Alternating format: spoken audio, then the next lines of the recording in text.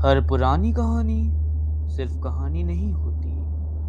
कुछ कहानियाँ वक्त के साथ दब जाती हैं और कुछ इंतज़ार करती हैं।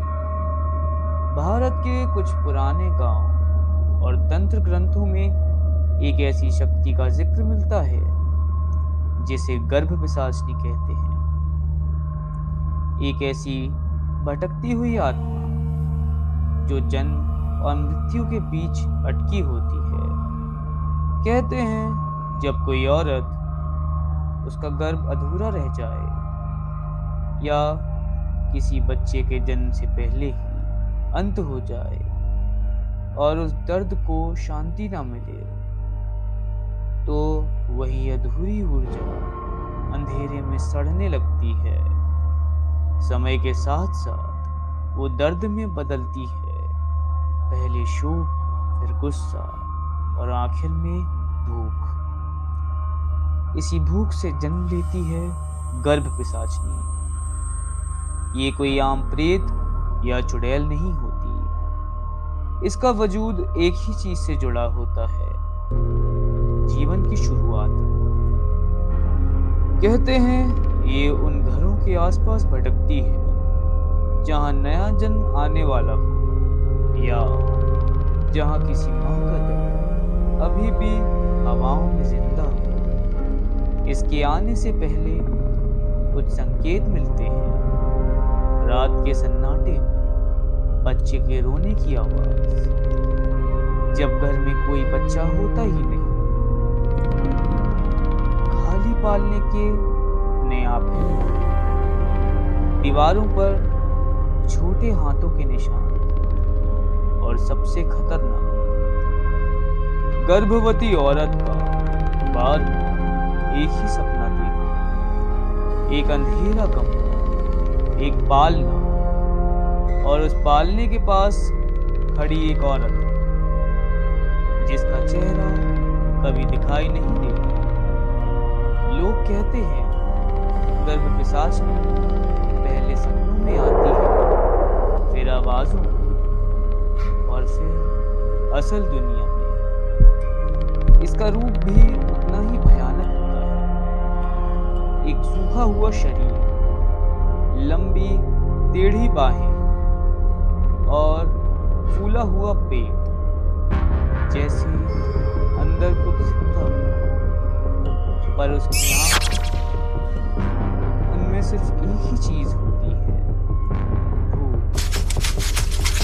तंत्र के हिसाब से गर्भ पिशाचिनी तब सबसे ज्यादा शक्तिशाली होती है जब किसी घर में जन्म का समय करीब हो, क्योंकि वह उसकी सबसे बड़ी दावत होती है।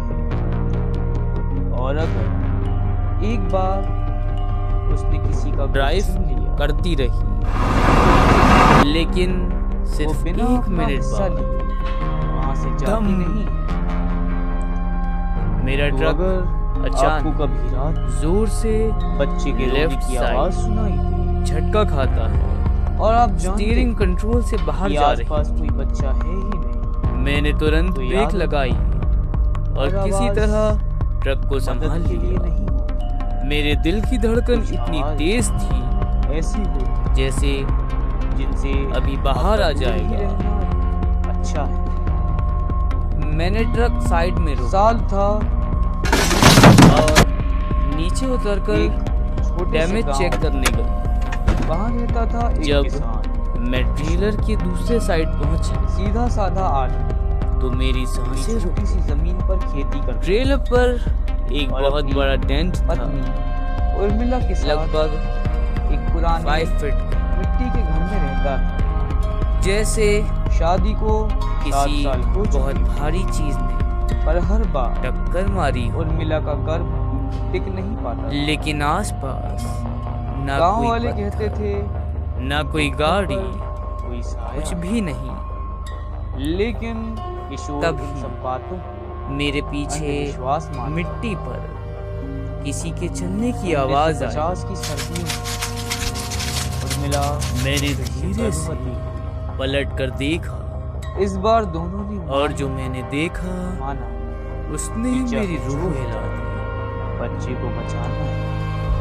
लगभग शुरू के 50 महीने फीट सब ठीक था। एक सफेद और क्रिएचर तीसरे खड़ा महीने था। के बाद वो अजीब किसी चीजें कुत्ते होने जैसा था, लेकिन हर पूरी रात तरह नहीं। उर्मिला एक ही सपना उसके देखती। 2 छोटे मोटे पैर थे एक अंधेरा कमरा और लंबे हाथ बीच में लकड़ी का पाल जो घुटनों से भी नीचे तक और लटक रहे थे। उस पालने के पास बैठी एक उसका शरीर भारी था, जो धीरे धीरे जैसे अभी अभी अपना सिर बहुत दूर भाग कर आया। तरफ देखती है। उसका चेहरा लेकिन एक भेड़िए उसका जैसा, चेहरा लंबी नाक, रेजर जैसे उर्मिला ने तेज ये सब दांत, किशोर को बताया। मुंह से किशोर टपकती ने लार कहा, "सपना और उसकी आंखें भूल जाओ।"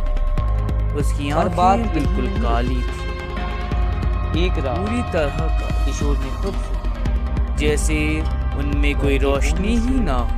एक नन्हे बच्चे के वो सीधा मुझे घूर रहा था। पर उनके घर में उसकी कोई नजर बच्चा में था ही नहीं। सिर्फ 2 चीजें थी, अगले दिन नफरत और उर्मिला के कमरे की दीवारों पर मैं हिल भी छोटे नहीं छोटे पा रही थी। मिट्टी वाले निशान मेरा ट्रक मेरे और उस क्रिएचर के बीच में था।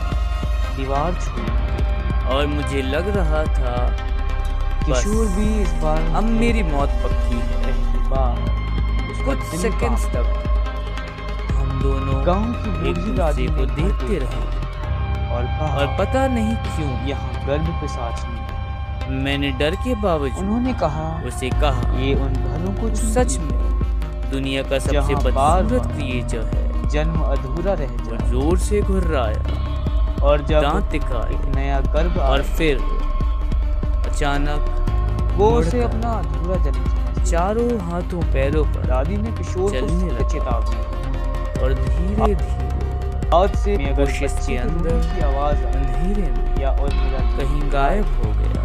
तो पीछे मुड़कर मैं कुछ मिनट वहीं जमी रही। उस रात मुझे लगा आंधी बहुत कि तेज वो वापस आ सकता है। आधी रात के बाद फिर किशोर मैं ने सुना। भागकर ट्रक में चढ़ी, उर्मिला की आवाज। डोर लॉक किया किशोर और बिना बच्चा रो पीछे रहा। देखे ट्रक फुल स्पीड पर में उर्मिला दौड़ा पास से दिया। सो रही। लगभग आधे घंटे किशोर बाद घूम जाता। मैं ट्रक फिर स्टॉप उसने पहुंची। पालने उस की रात चर मैं चर सो रहा। नहीं पाई। हर जबकि छोटी सी आवाज कोई पर पालना ही नहीं। लगता था वो धीरे क्रिएचर से वापस आ उसने गया। आँख खोली। लेकिन उस और रात वो कमरे वापस के नहीं कोने में आया, एक या औरत शायद खड़ी थी। बस मैं लकी थी। उसका पेट फूला हुआ, ब्रिटोनी के पास और भी बाहें ऐसे जमीन तक इंसिडेंट्स हैं, लंबी, और अगर आप और चाहते उसकी हो तो उंगलियां मैं उनकी अगली किसी कहानी नवजात अभी जैसी। सुनाऊंगा। तब तक वो उर्मिला के पेट रात पर के सफर में संभल हाथ कर फेर रहना, रही थी, क्योंकि कभी कभी जैसे सड़क अंदर कुछ महसूस कर आपका रही हो। इंतजार करती है किशोर कुछ ने ऐसे दादी की बात चीजों के भूलकर लिए जोर से जिसका चिल्लाया, जवाब आपके पास कौन है? नहीं है। और बस उसी पल वो चीज अपना सिर इस 180 डिग्री घुमाकर उसकी तरफ देखने लगी। चेहरा अब भी नहीं था, सिर्फ एक गहरा काला खोखला अंधेरा। अगली सुबह उर्मिला बेहोश मिली। उसके पेट पर छोटे छोटे काले हाथों के निशान थे। दादी ने पूरे घर पर गंगा जल और भस्म डाली। 3 दिन तक हवन चला, तब जाकर सब शांत हुआ। पर गांव वाले कहते हैं उस बच्चे के जन्म के बाद वो कभी रोया ही नहीं, बस पैदा होते ही सीधा कमरे के कोने में देखकर मुस्कुराया। और आज भी उस पुराने घर के पास कभी कभी रात में बच्चे के रोने की आवाज साफ साफ सुनाई देती है। आज की कहानी यही समाप्त होती है।